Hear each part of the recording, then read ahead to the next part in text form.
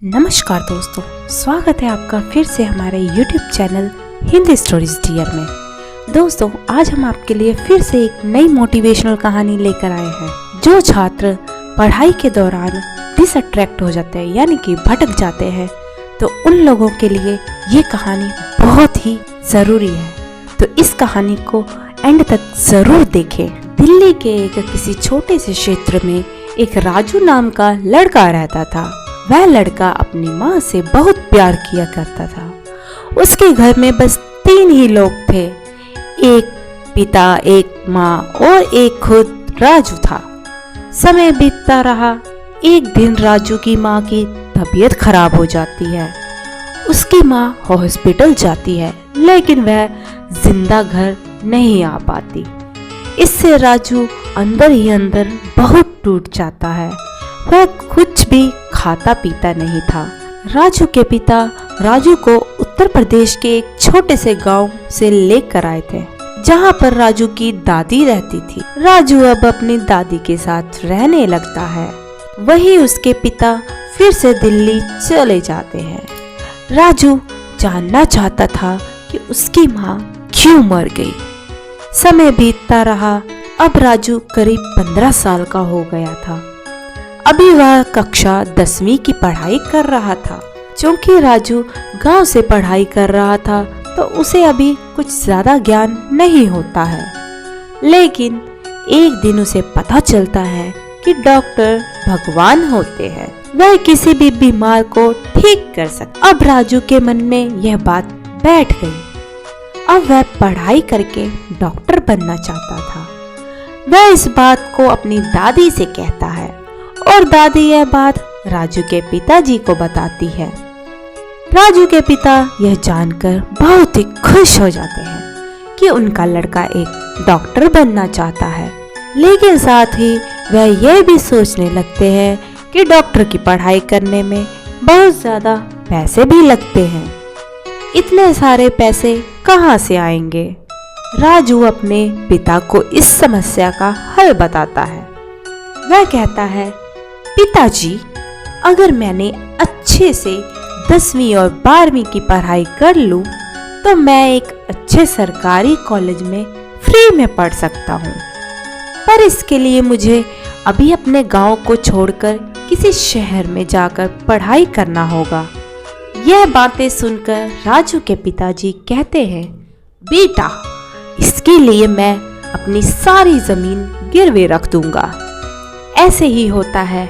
राजू के पिता दिल्ली से गांव आते हैं, अपनी सारी जमीन को गिरवी रख देते हैं। इसके बाद वह राजू को शहर भेज देते हैं। राजू पहली बार शहर आया हुआ था। यहाँ पर वह कई तरह की चीजें और स्टाइल को देखता है, जिसको देखकर वह अपने मुख्य लक्ष्य से भटक जाता है। अब उसे पढ़ाई करने में मन नहीं लगता था। तभी उसकी दोस्ती एक लड़की से हो जाती है। वह उस लड़की को ही अपना जीवन मान लेता है। इस तरह से समय गुजरता जाता है। एक दिन राजू के पिताजी का फोन आता है। राजू के पिताजी बोलते हैं, बेटा, तुम कैसे हो? राजू कहता है कि मैं ठीक हूँ। इसके बाद राजू के पिताजी पूछते हैं, बेटा, पढ़ाई कैसे चल रही है? इस पर वह झूठ बोलता है और कहता है, बहुत अच्छी चल रही है। उसकी कक्षा का 10वीं का परिणाम आता है, जिसमें वह फेल हो गया था। यह देखकर वह अंदर से काफी उदास था।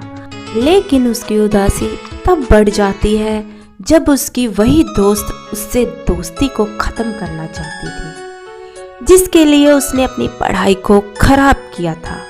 अब राजू को यह दुनिया समझ आ रही थी। वह एक भी पल देरी नहीं करता है। वह सभी से दोस्ती तोड़ देता है और अब मन लगाकर पढ़ाई करना शुरू कर देता है। वह अपने पिता को भी अपनी सारी गलती बता देता है। उसके पिताजी कहते हैं, कोई बात नहीं, पर फिर से तुम ऐसी गलती मत करना। वह एक दिन में 15 घंटे तक पढ़ता रहता था। समय गुजरता है। वह फिर से 10वीं का परीक्षा देता है। उसका परिणाम आता है, जिसमें जिसमें वह पूरे जिले में टॉप किया। समय के साथ वह और ज्यादा मेहनत करता है और पढ़ाई करता है। उसकी मेहनत आखिर रंग लाती है। उसका सिलेक्शन एक बड़े सरकारी कॉलेज में हो जाता है। इसको सुनकर उसके पिताजी बहुत खुश होते हैं, जितना खुश वह कभी नहीं हुए थे। तो दोस्तों, ये कहानी यहीं खत्म होती है। इस कहानी से हम छात्र को बस यही समझाना चाहते हैं कि हम पढ़ाई के दौरान किसी भी तरह के डिसअट्रैक्शन में नहीं फंसना चाहिए।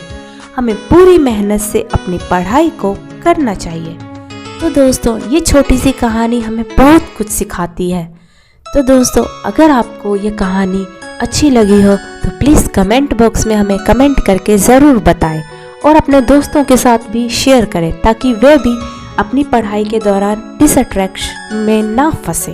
और इसी तरह की मोटिवेशनल कहानी सुनने के लिए हमारे YouTube channel Hindi stories dear को सब्सक्राइब करना ना भूलें। तो मिलते हैं इसी तरह की वीडियो के साथ हमारी अगले वीडियो में। तब तक के लिए जय हिंद, जय भारत, जय श्री कृष्णा।